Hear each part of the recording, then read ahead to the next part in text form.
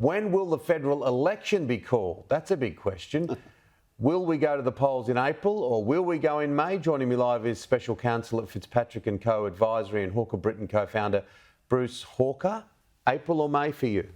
Well, there's a very good argument for April. I was thinking May, but if you look at the timing of the Western Australian election, which is around the 8th or 9th of March, they have to have a 33-day election period. That would bring them up to the middle of April, before Anzac Day, before Easter, so they're not interrupted by that. And of course, it gives them an opportunity, perhaps, to have two interest rate cuts in that period. If they have an interest rate cut this coming Tuesday, as may well be the case, then the RBA will meet again in April to decide whether they'll have a second one. Yeah, it's going to be... look, a lot of people are watching that. We mentioned that earlier, not just mortgage holders, but obviously both sides of government. Peter Dutton, headline in the Daily Telegraph, I read it this morning. I have no doubt I'll win. Curious.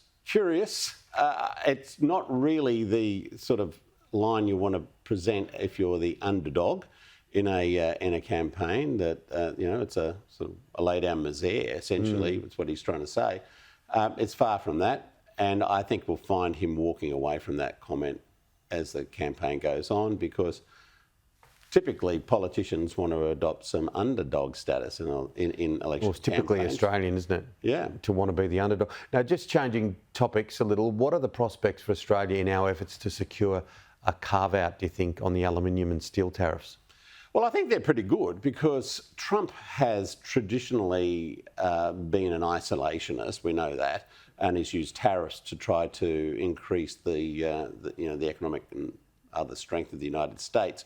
But he looks to countries which have got trade surpluses with the United States to really go after, rather than countries where there's a trade deficit. And Australia has a trade deficit with the United States. So you've seen him attacking Canada and China particularly. Mexico. And Mexico. They've got trade surpluses, and that's what he's trying to reduce, because he believes that's going to increase the wealth of the United States. And everything about Trump is about where he places the United States. It's got nothing to do with the rest of the world. Can you see any broader impact on the US alliance, and particularly in and around AUKUS, if this does fall over a bit? Well, there's no indication that there would be at this stage.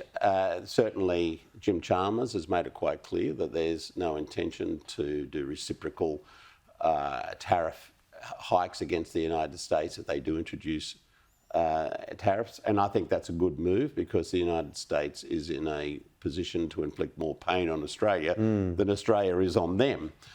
So I think that's a sensible position by the government, and I suspect that will happen in the event that we don't get those carve-outs, as you mentioned. I think we may well, because, as I said, we don't have a trade surplus. We are buying the submarines from the United States. We've just made gave them a big check. A big check, I think, about $400 million or something.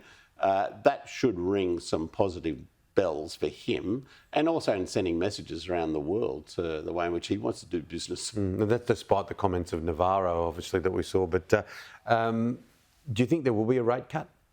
Yes, I do. Yep. Yeah, I think there will be, and it's well due. I think the Australian public has been expecting the Reserve Bank to start to take some pressure off their household budgets. It's up to the Reserve Bank to do it. I think they will. The world continues to hold its breath about what's going on in the Middle East and Gaza. The ceasefire seems to be on a bit of a knife's edge. Welcome news that 3 more hostages are going to be released. Yeah, I think that really takes a lot of the pressure off the suggestion that they were going to walk away from the ceasefire. I mean, it's always a tinder out there. It could blow up at any time. But I suspect that that's what's going to be the case, that they will have these exchanges and the ceasefire will continue. Yeah. We'll chat again next week. Happy to. Bruce Hawker.